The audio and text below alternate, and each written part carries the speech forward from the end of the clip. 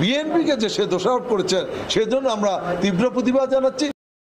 আচ্ছা, হিরো আলমের মারধরের ভিডিও তো আপনারা দেখতে নিচ্ছে সবাই, সারাদিন ভরেই তো হিরো আলমের মারধরের ভিডিও আপনারা দেখেছেন। আমরা প্রথমে কি দেখলাম যে বগুড়ায় তিনি একটা মামলা করতে গিয়েছিলেন আওয়ামী লীগের প্রার্থীদের নামে, মানে আওয়ামী লীগের সেই লিস্টেড যে নেতা আছে, নেতা নেত্রী, তাদের নামে তিনি মামলা করতে আদালত চত্বরে তিনি গিয়েছিলেন। মামলা করে বের হয়ে আসার লগে লগে কারা যেন তাকে বেধড়ক পেটানো দিল।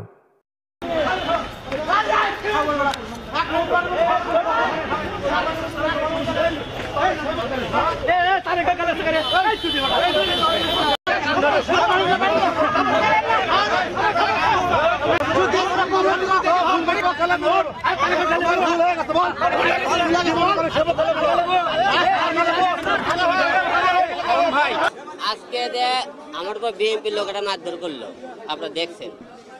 বলতেছে আমি তারেক জিয়ার নামে কিছু বলছি।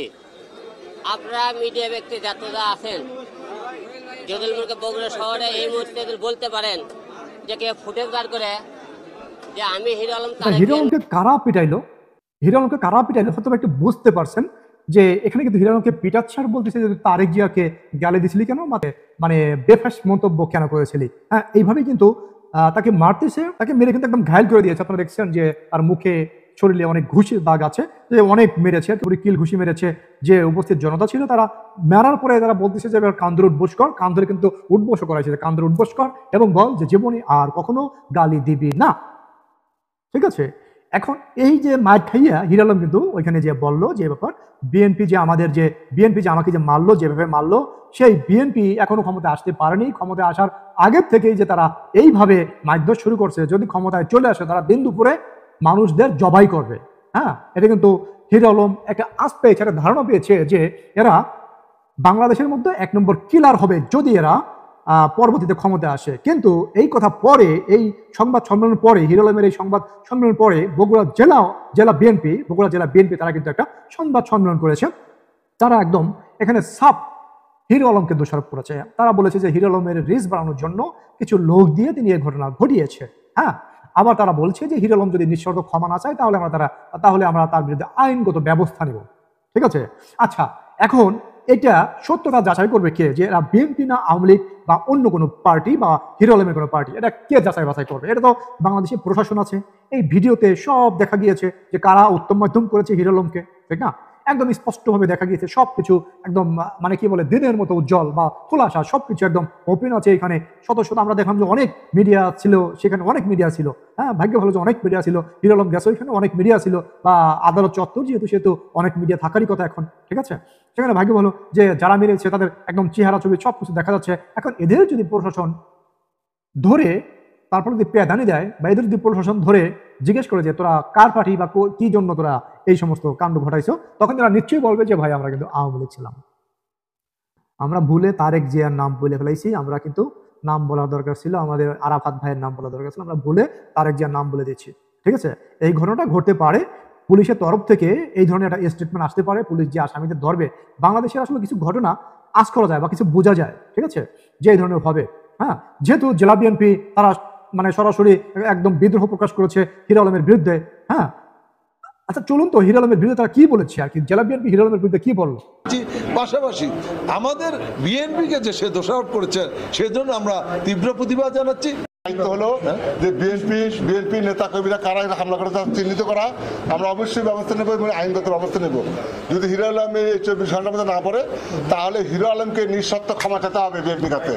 তা যদি না চায় তাহলে ইনশাল্লাহ আমরা হিরো আলমকে আমরা অবশ্যই আইনগত ব্যবস্থা নেব। স্পষ্ট যে এটা হিরো আলমের একটা ভণ্ডামি, বা হিরো আলম একটা মানে আগের থেকে মানে একটা প্ল্যান করে এসেছিল যে তোরা আমাকে আদালত চত্বরে মারবি, এই ধরনের হয়তো একটা প্ল্যান করে এসেছিল। মানে তাদের ধারণা যে বগুড়া জেলা বিএনপির যে ধারণা, দেখছেন যে আপনারা কোথায় যাবেন। হ্যাঁ, রাজনীতি সব সময় মিথ্যা কথা দিয়ে রাজনীতি চলে না, সত্য কথা বলতে হয়। ঠিক আছে, সবসময় মিথ্যা কথা দিয়ে রাজনীতি চলে না। এরা কারা? এরা হয়তোবা বিএনপির কোনো লিস্টেড প্রার্থী না, বা বিএনপির কোনো লিস্টেড ব্যক্তি না, কিন্তু এরা হয়তোবা বিএনপির কোনো ভক্ত। ঠিক আছে, যেমন আরাফাত ভাই সম্পর্কে হিরো আলম যেগুলো বলেছে বা যে পদক্ষেপ নিয়েছে, তা হিরো আলমকে মারতে আমাদের কি আওয়ামী লীগের যে একদম কেন্দ্রীয় পর্যায়ের লোক লাগবে না। কিন্তু আওয়ামী লীগের লক্ষ লক্ষ ভক্ত আছে, বা আওয়ামী লীগের লক্ষ লক্ষ সাপোর্টার আছে, তারাও যদি কখনো হিরো আলমকে পায়, কখনো যদি হিরো আলমকে ঘায়েল করতে মানে কখনো যদি হিরো আলমকে সামনে পায় তাহলে তারা কিন্তু ঘায়েল করতে বা মানে উত্তম মধ্যম দিতে দ্বিধাবোধ করবে না, যদি আওয়ামী লীগের সে ভক্ত হয়। কারণ কি আরাফাত ভাই সম্পর্কে কিন্তু অনেক নেগেটিভ কথা বলেছে। কিন্তু শুনতে পাইছিল যে আরাফাত ভাইকে একদিনকে কোর্টে উঠে হবে আর কি। হ্যাঁ, উনি কি করলো, কোর্ট প্রাঙ্গণে এসে মিষ্টি বিতরণ শুরু করে দিল। ঠিক আছে, আমাদের এই কথাগুলো মনে থাকবে যে তবে এখানে একটা কথা বলি কি জানেন, যে এটা যদি আমি মিডলম্যান হিসেবে বলি যে এখানে হিরো আলমকে উত্তম মধ্যম দেওয়া এক পর্যায়ে ঠিক আছে, কারণ কি উনি অত্যাধিক বাড়া বেড়ে গেছে। আমাদের সমাজের উচিত, আমাদের সবার উচিত যে আমরা যতটুকু মানুষ ঠিক ততটুকু মেপে কথা বলতে হবে আমাদের। ঠিক আছে, সবসময় যদি আমি চিন্তা করি যে আমি সর্বসর্বা বা আমি একমাত্র ভালো লোক পৃথিবীতে, আমার থেকে আর কেউ ভালো লোক নাই, এটা তো হবে না, ঠিক না? এটা তো মানুষ খাবে না। হ্যাঁ, এটা মানুষ মনে করবে যারা পাগলের প্রলোভ। হ্যাঁ, যে ভালো লোক যে নিজেই সব তা তো আর না, ভালো লোক তো বাংলাদেশে আরও আছে, লক্ষ লক্ষ লোক, কোটি কোটি লোক বাংলাদেশে, যে কোটি কোটি লোক সবাইকে দুর্নীতিবাজ আর আমি একা ভালো, এটা কি হবে? হবে না। ঠিক আছে, তো উনি অত্যাধিক বাড়া বেড়ে গেছে। উনি মনে করেন যে বিভিন্ন মেয়ে নিয়ে এই অনলাইনে ড্যান্স মারে, কোলা ড্যান্স মারে, একদম মানে কি বলবো, সেক্সি ড্যান্স মারে। ঠিক আছে, ইউটিউব ফেসবুক এগুলো করে, সমস্যা নাই, কিন্তু যে উনি কত তালে নাচে দেখেন। হ্যাঁ, ওই ফেসবুকে গিয়ে আবার ড্যান্স মারতেছে, আবার দেখা দেখি সে বুকলজ গিয়ে এমপি নির্বাচন করবে, ঢাকা সিটিতে এমপি নির্বাচন করবে, গুলশান এরিয়ায় এমপি নির্বাচন করা তাকে মানায়? গুলশান এরিয়ায় যদি এমপি নির্বাচিত হয়, যদি হিরো আলম যদি গুলশান এরিয়ায় এমপি নির্বাচিত হয়, তাহলে এই গুলশান এরিয়ায় তো মান সম্মান থাকবে না। ঠিক আছে, এই গুলশান এরিয়ার মান সম্মান যা ছিল সব একদম ধূলিসাৎ হয়ে যাবে। কারণ কি, যে গুলশানে সব হলো স্যার লেভেলের লোক, সব অফিসার লেভেলের লোক। অফিসার লেভেলের লোক হিরো আলমকে স্যার বলবে? এটা কি হয় কখনো? এগুলো কি বাংলাদেশের মানুষ খাবে?